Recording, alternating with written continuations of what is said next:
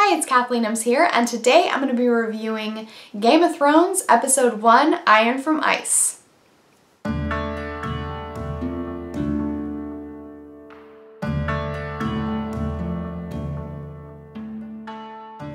Iron from Ice is about the Foresters, a family that strongly parallels the Starks.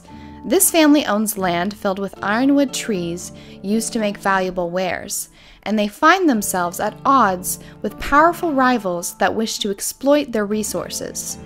Keeping true to the Game of Thrones narrative style, the story is told from multiple perspectives. You play as three characters, all tied to the Forester conflict. There is Garrett, a squire to the Foresters. His limited combat skills occasionally break up the dialogue-heavy gameplay with some action. I'm going to kill you. Then there's Ethan Forrester, the young head of the Forrester estate.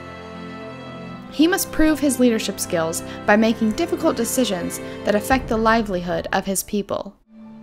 I know a lord has many responsibilities, but you don't need to be like them. I may have to change. Finally, there is Mira Forrester. She is a handmaiden to Marjorie Tyrell, and must form alliances with the powerful woman of King's Landing in order to protect her family. Can we fault her for her mistake? Should she be held accountable? Now, I really enjoyed playing this episode because I love Game of Thrones and I love Telltale Games. Seeing those two things merge was magic for me. However, if you are not familiar with Game of Thrones, this is not the game for you.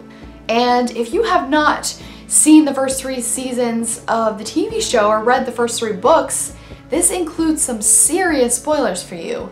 Now, I love that this game stays true to the format of Game of Thrones. You are told this story through multiple perspectives. You have 3 main characters that you play as, and this is a very dialogue-rich game. There is very little action, and despite that, it might seem slow at first, but the dialogue actually causes you to sweat quite a bit. Game of Thrones is a story-driven dialogue game. Occasionally, you will encounter some point-and-click combat, but nothing too challenging.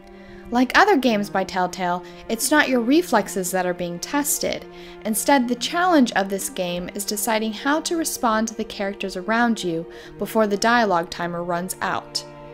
If you possess enough wit, you will learn respect and loyalty. Yet every loyalty has consequences.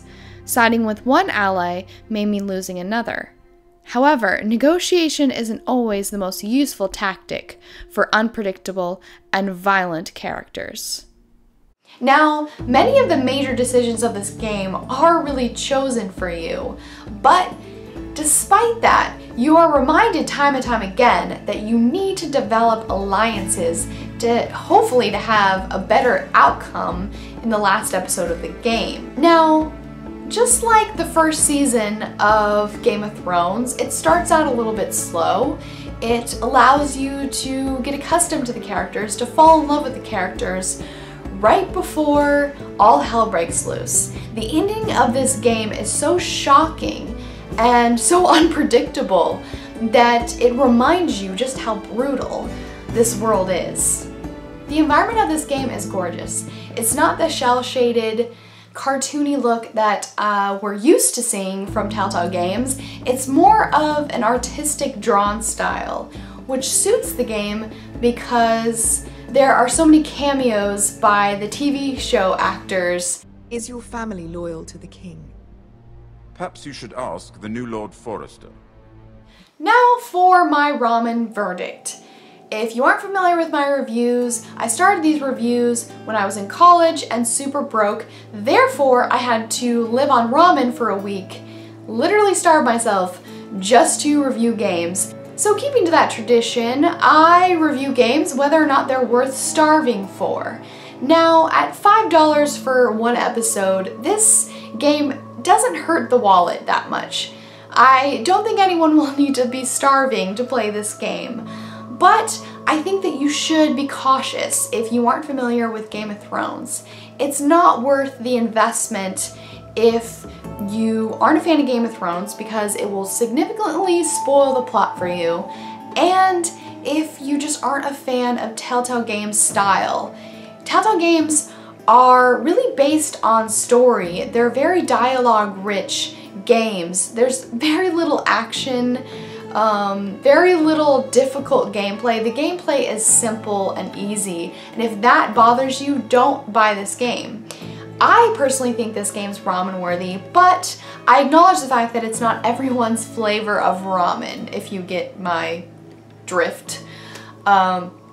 So, if you like Game of Thrones, if you like the idea of visiting that world that you love again and getting to put yourself into it, then you'll enjoy this game.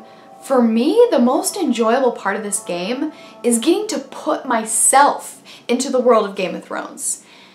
You know, I have always had this objective view towards Game of Thrones. It kind of almost comforts me that I don't live in a world that's as messed up as that world. But when you're put into the tense, violent world where literally anyone can stab you in the back, it takes on a whole new meaning for me as a fan.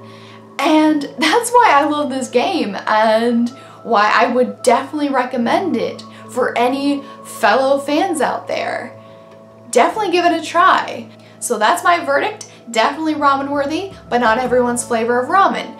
So if you enjoyed this video, be sure to give it a like and subscribe. Be sure to comment and let me know who your favorite Game of Thrones character is. Mine's obviously Tyrion, and I was so excited to see Peter Dinklage in this. Oh my god, Peter Dinklage, Peter Dinklage, Peter Dinklage.